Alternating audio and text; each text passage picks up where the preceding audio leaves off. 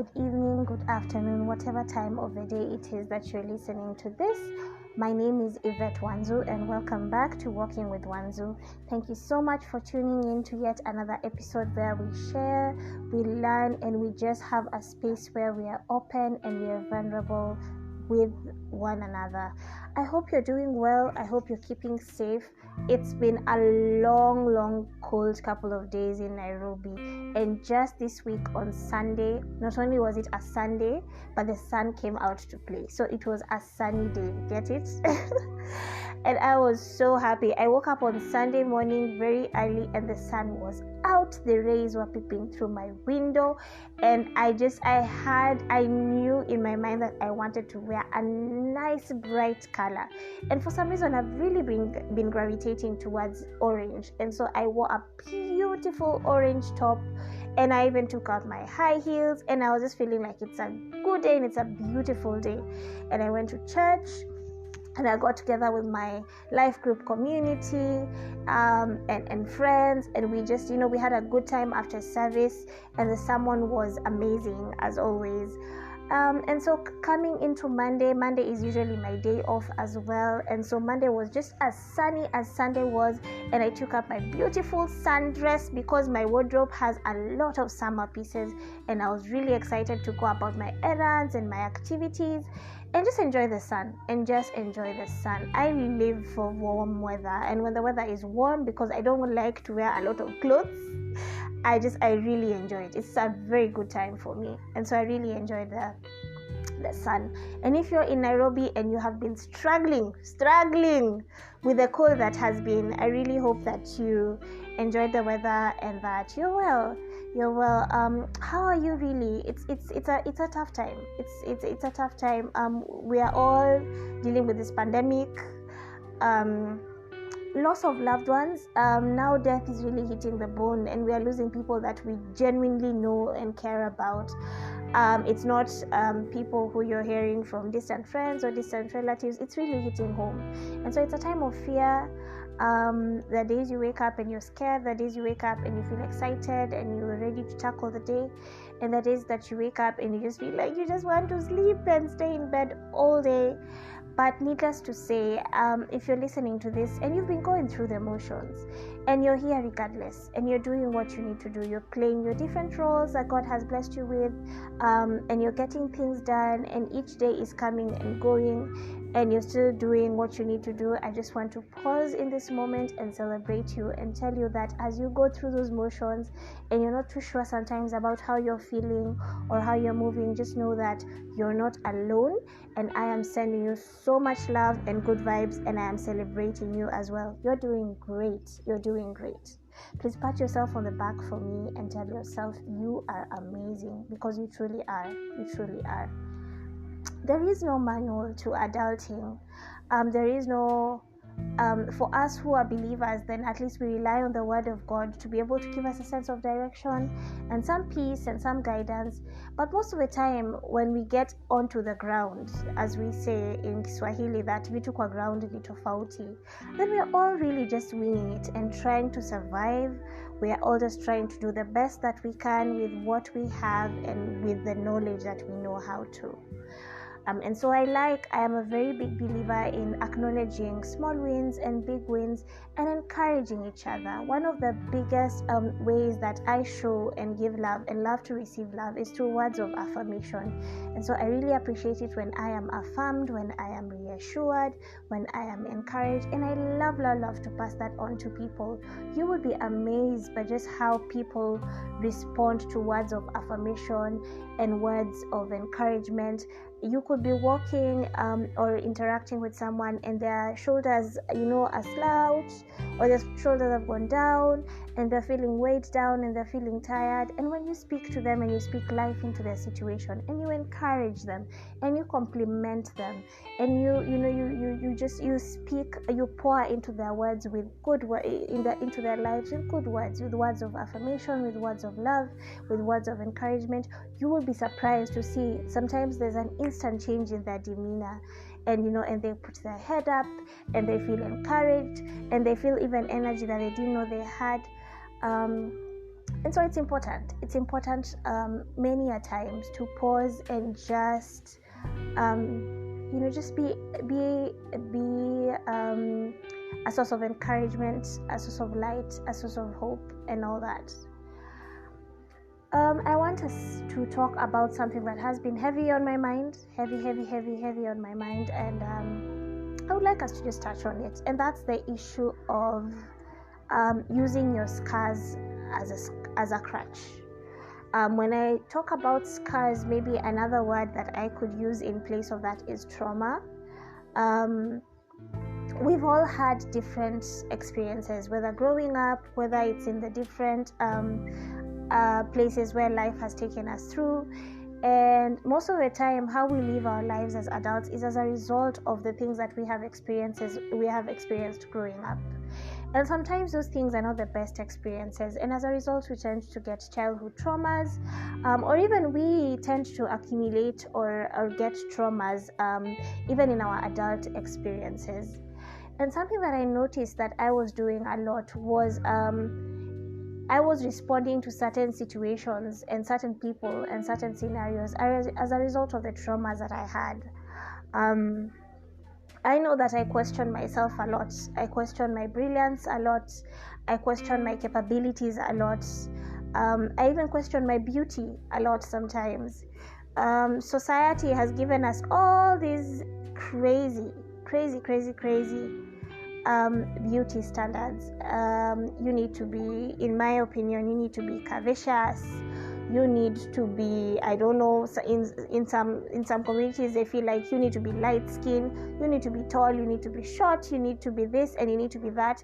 And if you try to form or morph into societal standards, then you will always find you can never quite be enough vibe. And so I get that a lot. And so I was dialing back to when I interacted with people, because I'm generally just a very talkative person, and as a child people will tell you you have a lot of kiherehere, or why are you always talking all the time, or why do you always have something to say, or why can't you keep quiet. I've had instances where someone has told me, you're not as smart as you think you are, or Nani is more brilliant than you, or so is prettier than you. So sometimes we listen to such things and we tell children such things because the words that we say to people can either make or break them. And I noticed that as I move in my adult life, sometimes those things are at the back of my mind. And so whenever I'm given an opportunity to be able to show my brilliance or show my prowess or my expertise, or I am entrusted with something to nurture it and to grow it and to turn it into this beautiful venture or thing, I tend to question myself a lot. Another thing I would say is just the times when I was growing up that I went through a very turbulent phase. We had a lot of struggle. My mom was unwell. We had a lot of financial struggle, and so for about 4 to 5 years I went through a really hard time. Another time when I remember I went through a very traumatic experience was postpartum. When I just had my baby, I was a single mom. I was navigating parenting. I was navigating my finances around my baby. I was just trying to deal with all the emotions that I had. And that was in fact, I would say that after having my baby was one of the lowest moments in my life. She was my greatest blessing, and I honestly wouldn't trade her for the world. She is just amazing. I feel like God really blessed me when she gave me her and the opportunity to be her mom. And so that time was navigating all the challenges I had around that time was very difficult for me. That was a very hard time for me. Even talking about it just really takes me back to that space, and I get emotional, and it's very hard. And so now I see fast forwarding into the future, where I have been blessed and privileged enough to be able to have a business, get a really good business partner, be entrusted with the day-to-day operations, and do so many other things. I have started to veer off into ventures of my own that interest me and things that I would like to pursue and constantly hone my skills and be really good at. I find that sometimes I use my past experiences and past traumas as an excuse. So I'll be like, oh, I went through this, and there are days I wake up and I'm feeling so low, and there are times when I really have a hard time. When I'm faced with a challenge, I really have a hard time navigating that challenge, because in my head I feel like, oh no, here's another hurdle now, here's another phase, now I need to struggle again. And also I've had instances, because I think I've shared with you about my past dating experiences. Some were amazing, and some were really, really traumatic, and it is on both ends, because most of the time when we get into romantic relationships, because as women we are more expressive, and maybe there are some men who are as well, and even so sometimes in the different relationships that we get into, we tend to portray the more vocal partner tends to portray the other one in bad light, because you're more vocal about the things that happened, you're more vocal about the experiences that were there. And so most of the time when one side of the story is heard for too long, then it tends to overshadow the other one, and we can't really quite understand who the villain or who it is that was wrong in the story. And so for me, it was toxic on both ends. It was I brought my toxicity into the situation, and he brought his as well. And so I have had instances where I have been faced with an opportunity to be able to love and to be loved, an opportunity to be able to experience love in all its entirety, I have been faced with an opportunity to be able to just date and enjoy being wooed and enjoy being loved. And sometimes I tend to recoil. First, because I might think that I am not deserving, which is totally untrue. Second is I tend to self-sabotage a lot. And so all this to say, I just wanted to reach out to you guys and say that we've all had our traumatic experiences. Some of you might even be going through them now. And when you're going through it, you feel like you're in this tunnel, and even when you look ahead of you or behind you, sometimes in this tunnel you can't even see that tiny ray of light. But you'll get through it, because life is a cycle and it's like a hill. So you go up and down and up and down, and there will always be challenges. There always will be times when things are really, really good, and there are times when things will really, really be difficult. But I don't know who you perceive God to be, the maker of the universe and all that there is in it. But I just want you to know that you're not here by mistake, and that you're here for a reason and for your purpose, for a purpose. And every single experience that you go through is for a reason. It's either to enlighten you, it's either to steer you into a different direction, or it's either for you to be able to be a light to someone else. And so please don't waste your pain. Please learn from it and move on from it.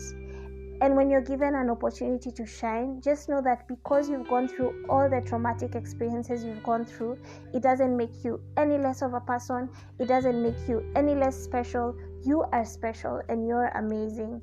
And never, ever, ever let your pain break you. Don't use your pain as a crutch, because you're just as capable, you're just as beautiful, you're just as awesome, you're just as handsome, you're just as amazing as everyone else. And whether you know it or not, everyone has fought a certain demon. It's just that we're all fighting different demons in different times of our lives.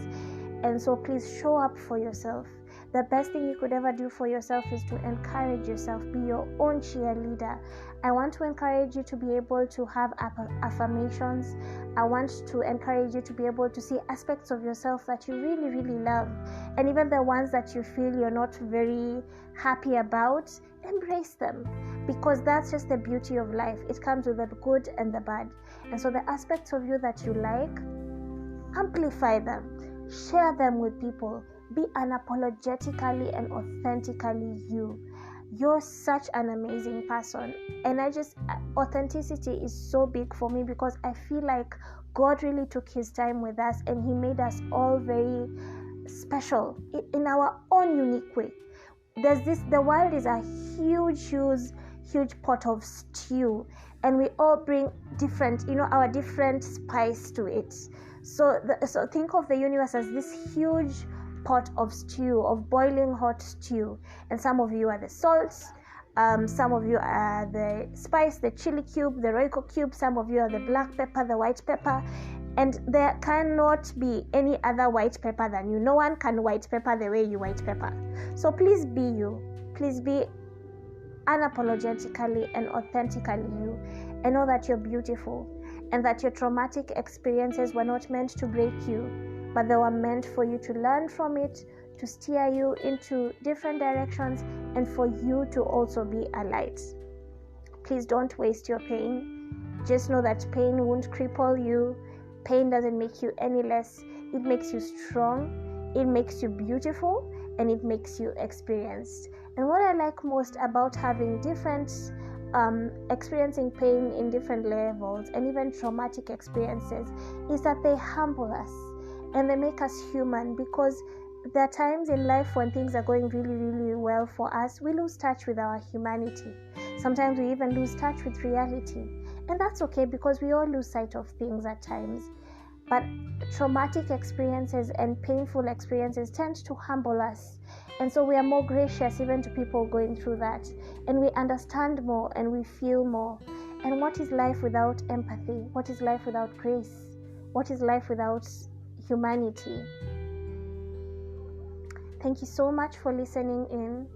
Please feel encouraged, feel loved, and go forth and know that you are not your experiences. If anything, you're a champion and you're doing so well. And so from me to you, I'm sending you a lot of love. I'm sending you a lot of lights. I'm sending you hugs and sunshine. I will see you on the next one. Blessings and peace. Bye-bye.